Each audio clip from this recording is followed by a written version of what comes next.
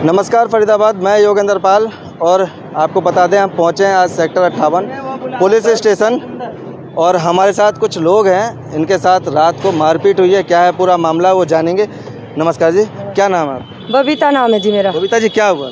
मैंने रात को अच्छे भले हम बैठे थे कल दिन में और इसने रविंदर पांचाल है जी, उसने ईंट मारी, इनके काफ़ी चोट आई। फिर हमने जब उसको मतलब उसको वो करा कि भाई तू, हम मेडिकल करवाने चले गए। मेडिकल करवाने चले गए, वहाँ पुलिस को मतलब जो पुलिस थाने में बोला कि इसकी रिपोर्ट पहले लिखी जाएगी, ये पहले आया है।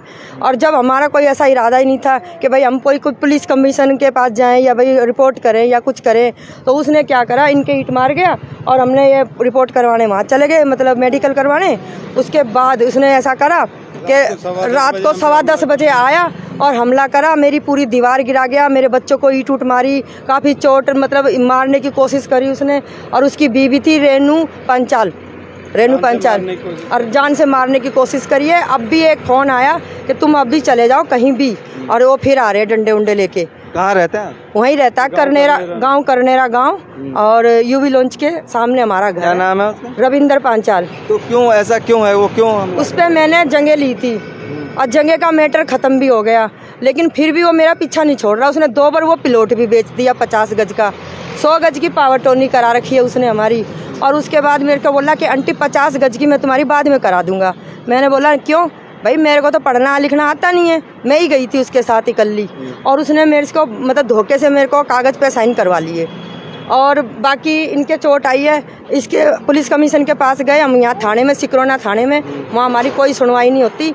राजीव कुमार के पास हमेशा केस जाता है, उसने पैसे खा रखे हैं उससे, और पता नहीं हमारी सुनवाई नहीं करता और सबकी सुनवाई कर रहा है। उसकी खूब सुनवाई हो रही है। राजीव कुमार ने हमसे कहा था कि प्लॉट क्या नाम है? विजय कुमार जी, क्या मामला क्या है ये पूरा, क्यों हमला कर? राजीव कुमार ने ही हमसे कहा था कि सर ये अब तो प्लॉट तुम्हारा है, इसका कोई मैटर नहीं है। और वो खुद ही हमें वो पोजीशन दे के गए थे, बोले अगर कोई दिक्कत हो तो मेरे पास आना। लेकिन फिर भी वो रविंदर पांचाल का साथ दे रहे हैं।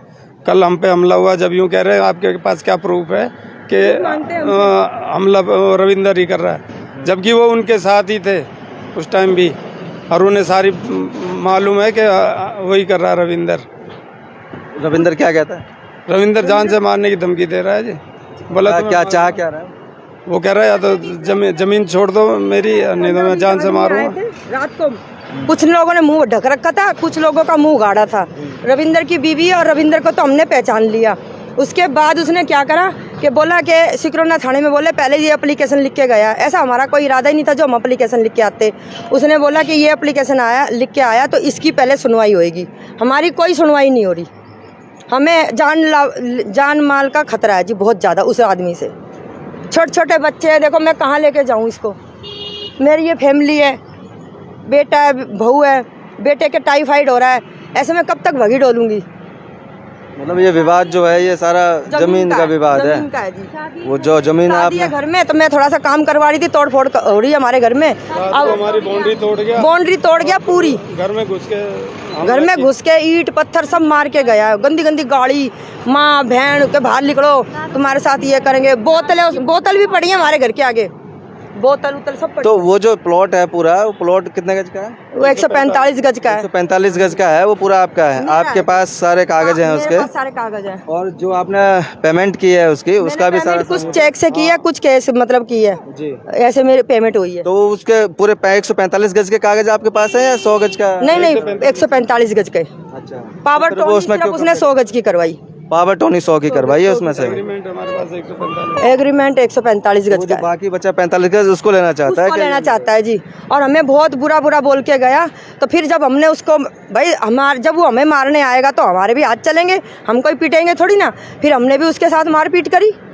उन्होंने इनको तो मतलब मार चोट पहुंचाई, हमने फिर उसको पहुंचाई।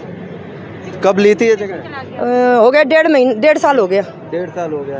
तो अब हो सकता है उसके दाम बढ़ गए। हम हाउसिंग बोर्ड सेक्टर 62 से आए हैं, अब रेट बढ़ गए तो वो हमारे से वो 50 गज लेना चाहता है। लालच आ गया। लालच आ रहा है जी उसके मन भी में। बेच दिया था, फिर वो 2 बार किसी और को बेच दिया उसने, कह के गया 2 बार बेच दिया, 2 बार का एग्रीमेंट हमें दिखाता है बार बार आके। दिला के गया वो। और कब्जा पूरे पे आपका हो रखा है? हाँ जी, पूरे पे कब्जा मेरा है। हमारा पूरा कब्जा। और वो राजीव भी आया था, पुलिस इंचार्ज, वो जो पुलिस कमिश्नर है, कौन है वो, पुलिस है कौन है, हाँ, वो कुमार और सरपंच आया, सरपंच ने बोल दिया कि भैया जब उसने भी हमारे कागज देखे, सरपंच बोला कि जब इनके नाम पे है तो भाई तू क्यों इनके बीच में आ रहा है।